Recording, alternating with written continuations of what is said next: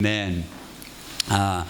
It was very good hearing the report of what God is doing as we go and take the word to the streets. Sangat baik sekali mendengarkan laporan dari apa yang telah Tuhan lakukan saat kita melakukan penginjilan ke luar sana. And a lot of us have been talking about this, about how as a church we can make impact upon our surroundings, upon our community. Dan kita sudah banyak mendiskusikan hal ini tentang bagaimana kita sebagai gereja bisa memberi dampak bagi orang di sekitar kita di komunitas. And we've been coming to a conclusion. Dan kita mengambil kesimpulan. And Jesus said it this way. He said, "The kingdom of heaven is within you." Yesus mengatakannya seperti ini, kerajaan surga ada di dalam kamu. How many people here are a believer? You're a believer in Jesus Christ. Siapa di sini percaya Yesus Kristus? All right? If you are a believer in Jesus, the kingdom of heaven is in you. Kalau kamu percaya pada Yesus, kerajaan Allah ada di dalam dirimu. If you believe it, Kalau kamu percaya and you live it, dan kamu menghidupinya, and you speak it, dan kamu then mengucapkannya, the kingdom of heaven gets manifest and makes an impact in our community. maka kerajaan surga akan ada di dunia ini melalui komunitas kita.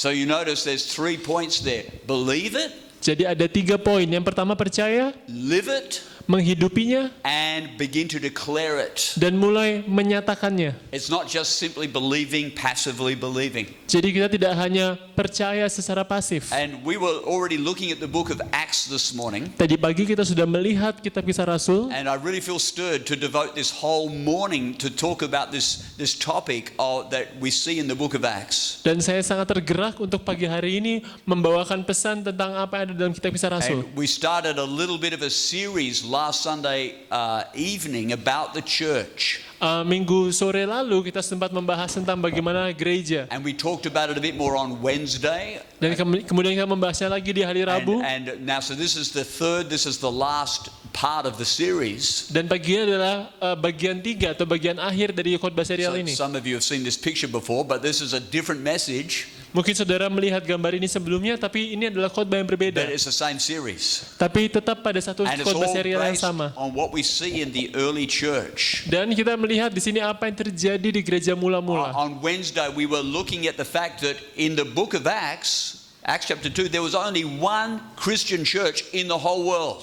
Hari Rabu kita melihat di kitab Kisah Rasul pasal 2 bahwa hanya ada satu gereja Kristen di seluruh dunia. That was the mother of all churches. Itu adalah ibu dari semua gereja. We talk about a mother. I talk about my mother church is in Perth, Australia. That's where I got saved. Gereja ibu saya ada di Perth di Australia. Disitulah saya diselamatkan. But the book of Acts is the mother of all mothers. Tapi di kitab Kisah Rasul, gereja adalah ibu dari semua ibu gereja yang ada di In the book dunia. of Acts, God gave us the pattern of what He wants in the church. Dalam kitab Kisah Rasul, Tuhan memberikan sebuah pola apa yang Tuhan inginkan akan sebuah And many gereja. people have all different weird ideas of what a church is. Dan banyak orang memiliki pemikiran yang berbeda-beda tentang apa itu gereja.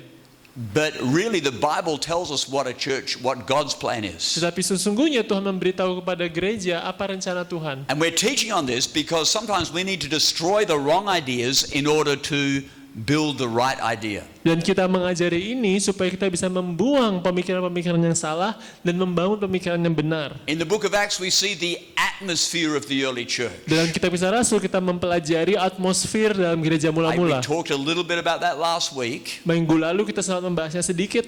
But now we're going to look at the outcome. Tapi saat ini kita akan melihat hasilnya. We looked at the atmosphere or the base that God creates. Kita sudah melihat bagaimana atmosfer yang Tuhan ciptakan. And we're going to look at the book of Acts again. Dan kita akan melihat sekali lagi To kitab just Kisah pick Rasul. up this thought. To just pick up this thought again, or to get back to this thought. Jadi kita, Balik ke idea ini. Jadi We're kita gonna get coba back to melihat, this thought. kalau kita sudah membahas tentang ide ini, All the believers devoted themselves to the apostles' teaching and to fellowship. That's what we looked at the beginning.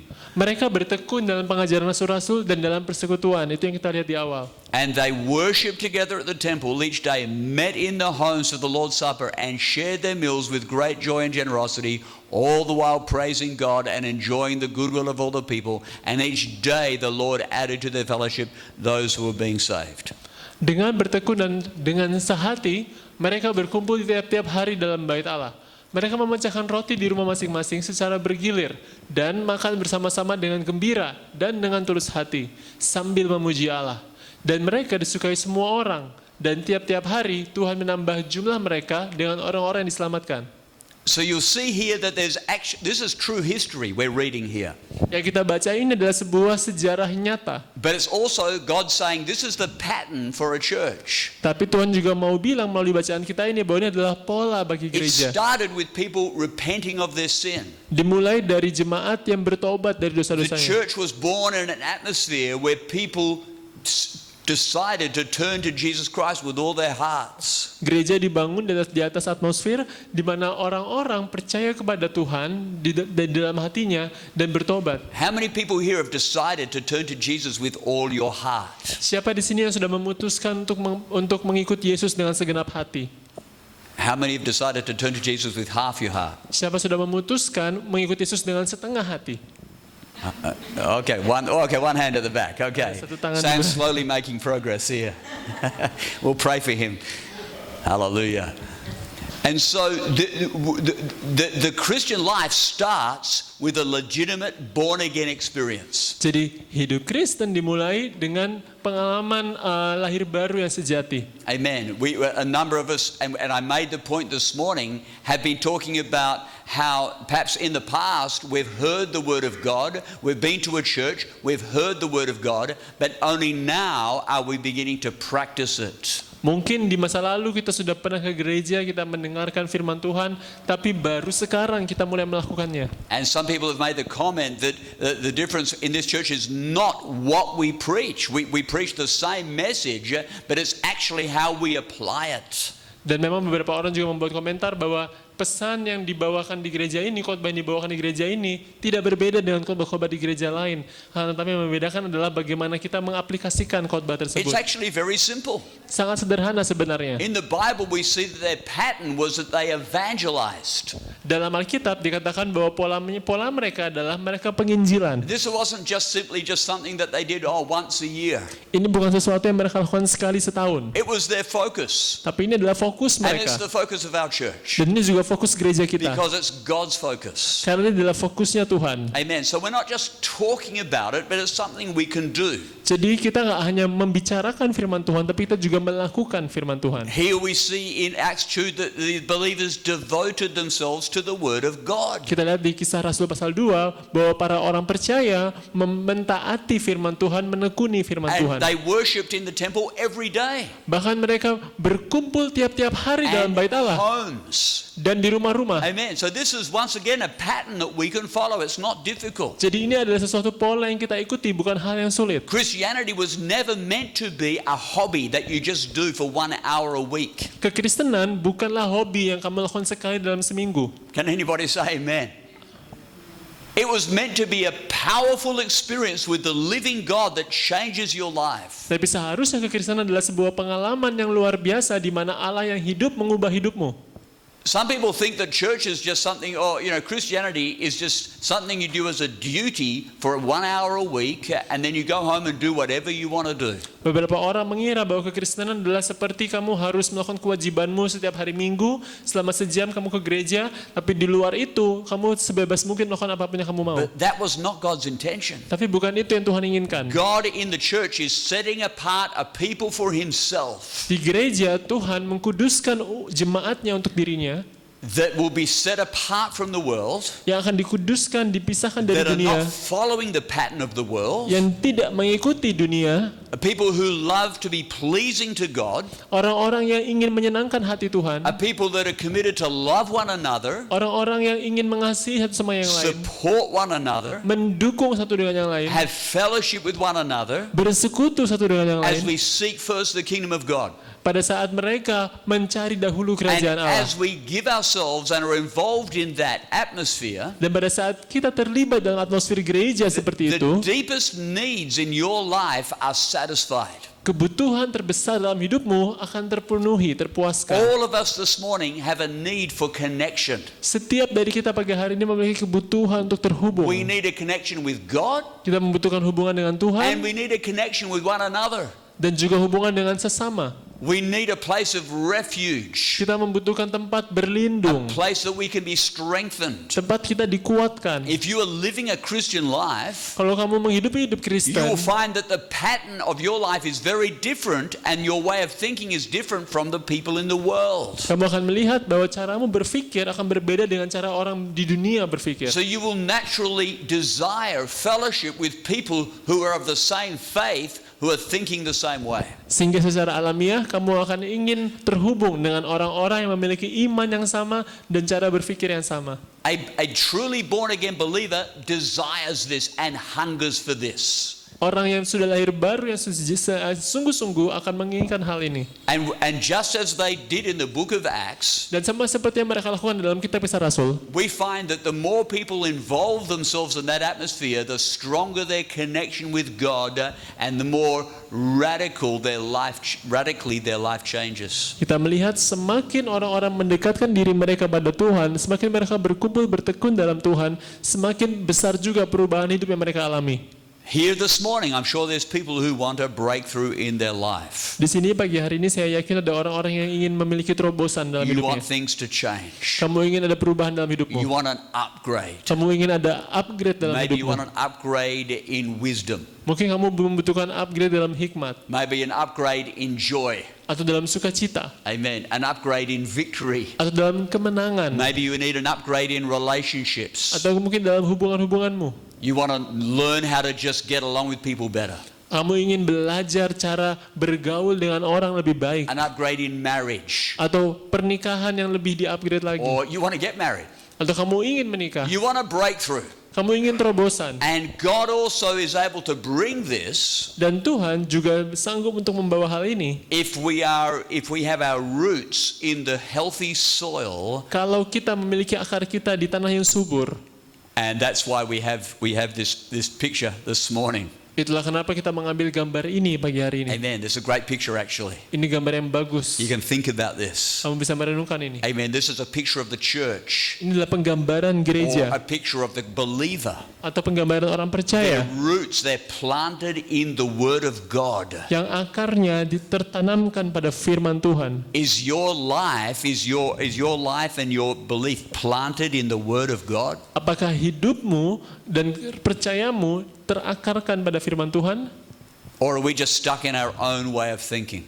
Atau kita hanya mengikuti saja cara kita berpikir? The Bible talks about the Word of God renewing our mind. Alkitab berkata bahwa firman Tuhan memperbaharui pikiran kita. So many times we want a breakthrough, Jadi seringkali kita ingin terobosan, but we're not sure we want God to change some things in our life. tapi kita tidak ingin juga Tuhan mengubah hidup kita. We want to get the fruit, but we're not sure if we want to do what we need to do to receive it. Seringkali kita ingin buahnya, tapi kita tidak melakukan apa yang harusnya kita lakukan untuk memperoleh buah itu. But the Bible here tells us and describes exactly the atmosphere Tapi Alkitab di sini menjelaskan secara detail That atmosfer yang diciptakan that creates that in fruit, yang dapat menghasilkan buah. and that is that the believers were together and they were devoted to the apostles' teaching. Atmosfer tersebut adalah pada saat orang-orang percaya mereka bersama-sama bertekun dalam pengajaran rasul-rasul dalam persekutuan. Now, we want to go on and see the fruit because this is where it gets really exciting.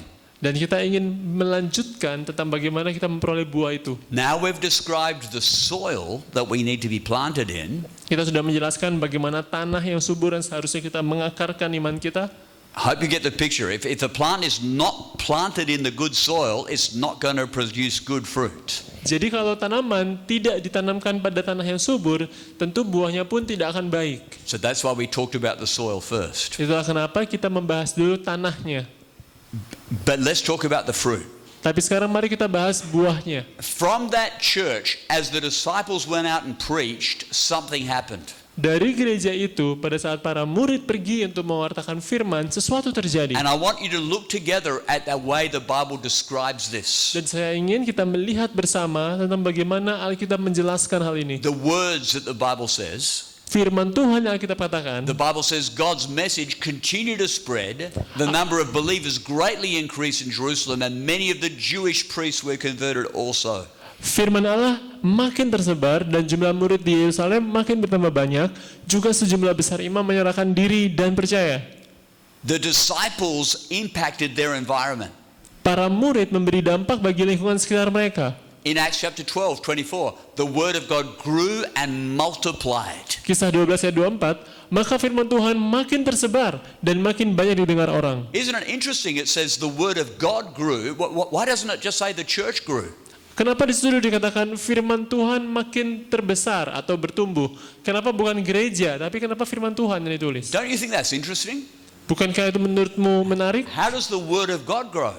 Bagaimana caranya firman Tuhan bertumbuh atau tersebar? Well, we see the whole life of the church was empowered by the word of God. Kita melihat bahwa keseluruhan hidup bergereja itu didukung oleh firman Tuhan. The people's roots were in the word of God. Orang-orang mengakarkan hidupnya pada firman Tuhan. They were basing their lives on the word of God. Mereka mendasarkan hidup mereka pada They firman were Tuhan. surrendering to the word of God. Mereka berserah pada firman How many Tuhan. know Jesus is the word of God? Siapa yang tahu adalah bahwa Yesus adalah firman In Tuhan. the beginning was the word, and the word was with God, and the word was God. Pada mulanya adalah firman, firman itu bersama dengan Allah, dan firman itu adalah Allah.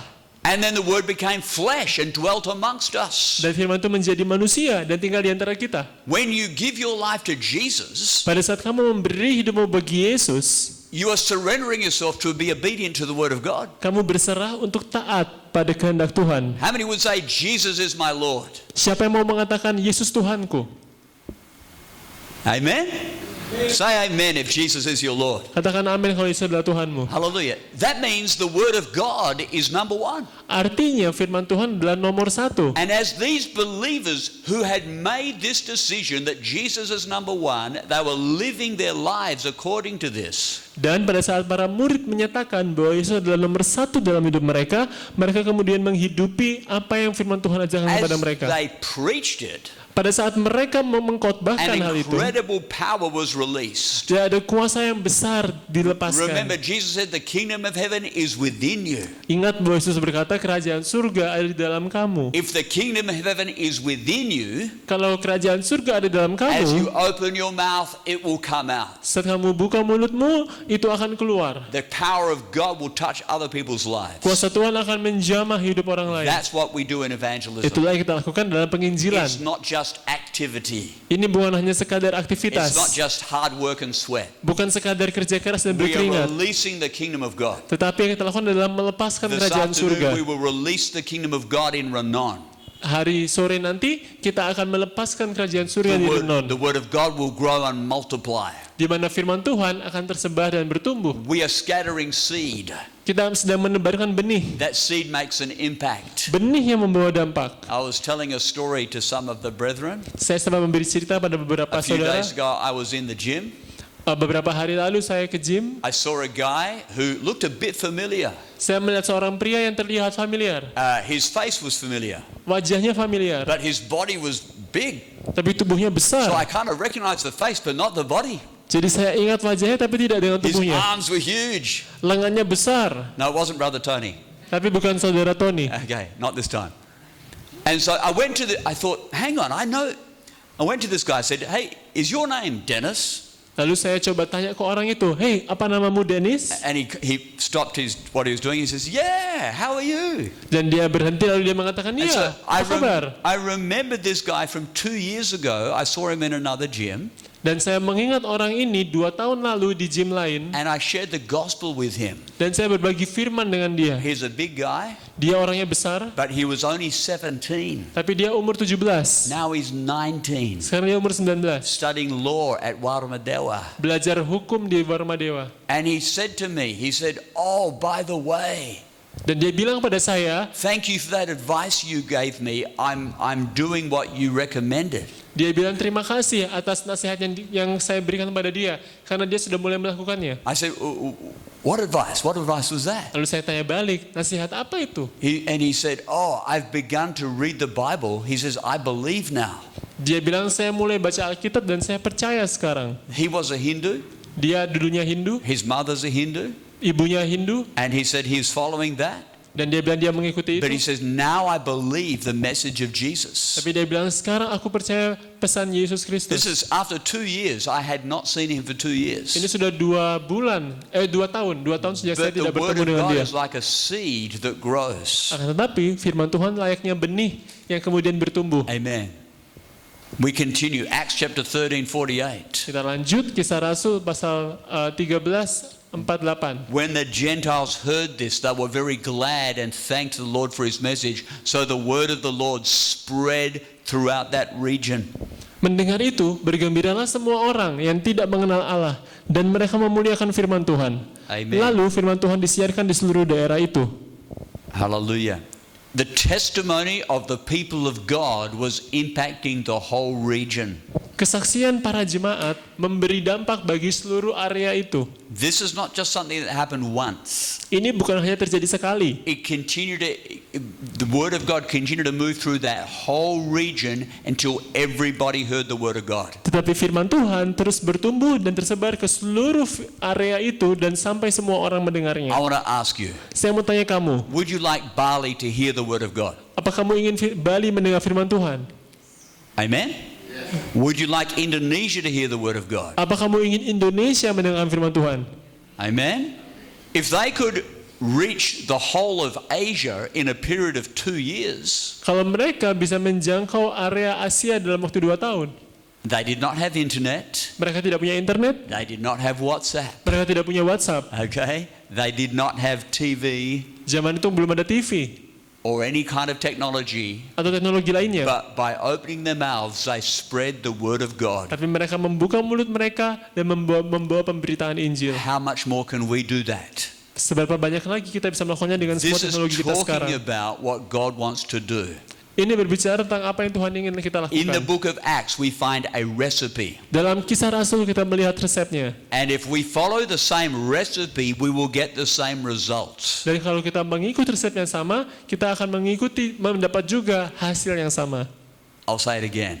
If we follow the same recipe, we will get the same results. Kalau kita mengikuti resep yang sama, kita pun akan mendapati hasil yang sama. Women love to exchange recipes. Biasanya para perempuan suka mengubah-ubah Oh, how resep. do you make that cake? Give me the recipe. Oh, gimana kamu bikin kue ini? Beri aku resepnya. Why do you want the recipe? Because you want the same result.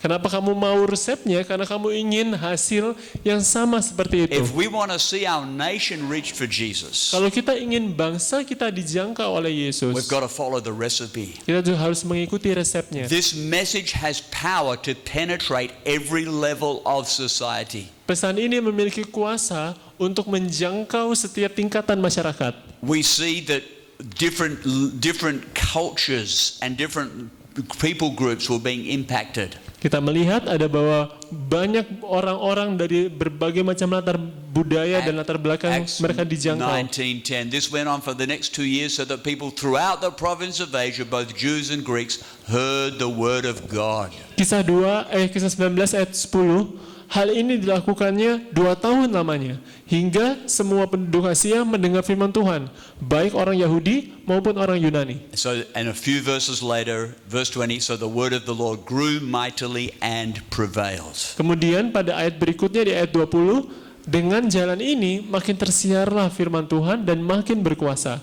I was sharing on Wednesday how the church where I got saved, Hari Rabu saya membagikan gereja di mana saya diselamatkan. most of us were just basic entry-level workers. Pada saat itu kebanyakan dari kita adalah pekerja-pekerja baru.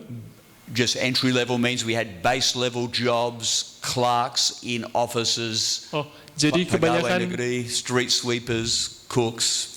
Jadi kebanyakan dari kita di gereja pada saat itu, kami bekerja dan posisi kami masih posisi pemula, di level-level pemula. But over a period of time, we began to penetrate society. We began to see professional people, doctors, nurses, people who worked in high levels of government get saved. Tapi tidak lama setelah itu, kita mulai menjangkau sampai banyak orang datang ke gereja, mulai dari dokter, pekerja masyarakat, ada pegawai pemerintah, dan lain sebagainya. Our church is literally spreading through the world. Dan gereja kita tersebar ke seluruh dunia. Amen. Pastor Manzone is coming next week. Pastor Darren Manzon akan datang minggu depan. He's from Sydney. Dia dari Sydney. I remember when Pastor Manzon got saved. Saya ingat pada saat Pastor Manzon diselamatkan. His pastor is a friend of mine. Pastornya adalah teman saya. We're all connected. Kita semua terhubung. Amen.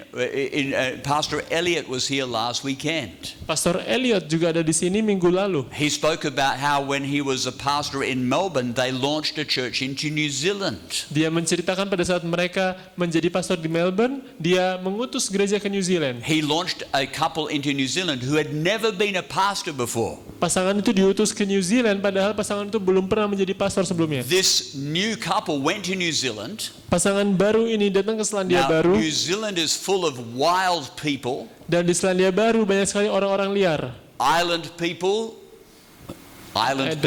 Orang-orang asli sana, pulau, orang-orang pulau who love drinking, yang suka who minum, love fighting, suka who bertengkar, love playing rugby, suka main rugby, but they began to get saved. tapi mereka mendengarkan firman Tuhan dan They mereka have a church diselamatkan. of many hundreds of people now. Dan mereka sekarang adalah gereja yang dipenuhi ratusan And orang. they brought a team with them and did a drama, a one-night drama. Dan mereka membawa tim dan melakukan satu malam drama. Just like a team is coming for us next week. Sama seperti tim yang akan datang minggu depan. This team did a drama. Tim ini melakukan drama. And they saw 600 people come into a theater to watch this drama. Dan mereka melihat ada 600 orang datang ke teater menonton mereka main drama ini. When they preached the altar call, 140 people came to get saved. Dan saat mereka mewartakan altar call, ada 140 orang datang dan I diselamatkan. wonder, can we have mungkin naikin suara sedikit Sam, ya?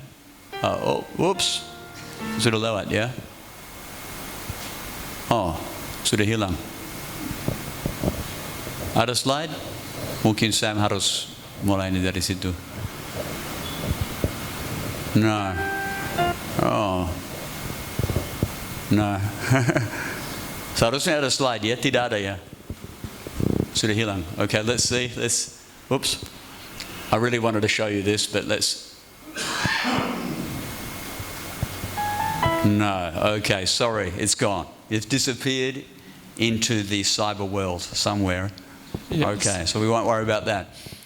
But they had a powerful drama. 140 people got saved. Jadi tim dari gereja di Manzon ini mereka pernah melakukan penjangkauan jiwa dengan drama dan ada 140 orang diselamatkan. It's very powerful. I wish I could show you that video. Maybe Mereka another time. sangat luar biasa sekali. Saya harap saya bisa menunjukkan videonya mungkin lain kali. Our church in Perth, Western Australia, Dan gereja kita di Perth planted one church into the nation of Zimbabwe, Africa. mengutus satu gereja ke Zimbabwe di Afrika. Planted two churches into Zambia. Kemudian mengirim 2 gereja ke Zambia. Planted one church into Malawi. Satu gereja di If you Malawi. remember Pastor Terry, who was here just last time with the Impact team. Jika saudara mengingat Pastor Terry yang datang dengan tim dari tahun lalu, Churches have now multiplied into over 100 churches. gereja-gereja yang tadi di situ telah bertumbuh banyak menjadi ratusan gereja. That's what the Bible means when it says the word of God grew mightily and prevails. Itulah yang dimaksud Alkitab pada saat dikatakan bahwa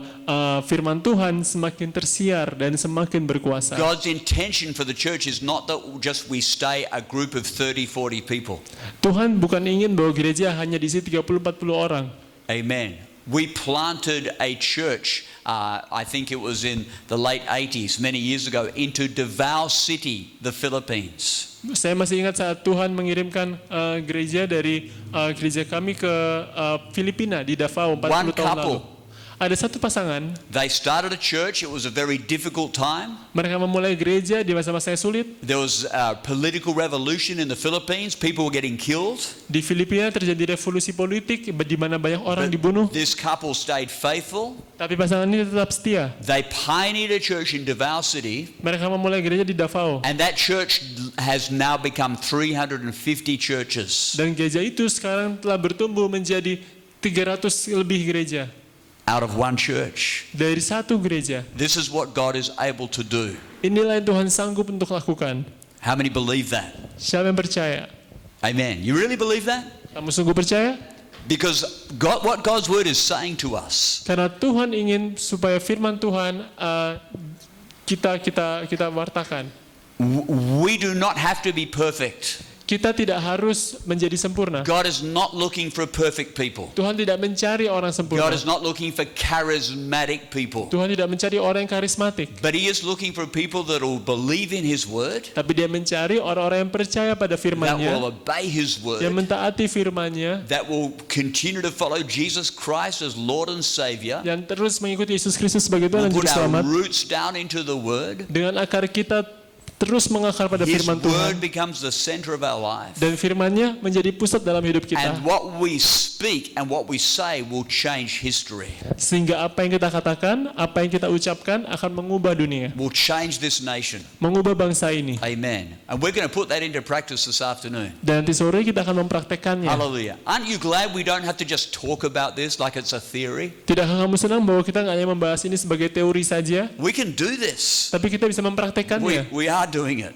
Kita sedang And melakukannya. we're going to see many more people impacted by the kingdom of God. Dan kita akan melihat semakin banyak orang terdampak oleh We're firman going to Tuhan. heal the sick. Kita akan menyembuhkan yang sakit. Your life is going to make an impact in eternity. Hidupmu akan membawa dampak bagi hidup yang kekal. God has given you an invitation Tuhan telah memberikan kita undangan to be part of His kingdom. untuk menjadi bagian dari kerajaannya. And Jesus said the kingdom of God is within you. Dan Yesus berkata bahwa kerajaan Allah ada di dalam kamu. Is the kingdom of God in you this morning? Apakah pagi hari ini kerajaan Allah ada di dalam kamu?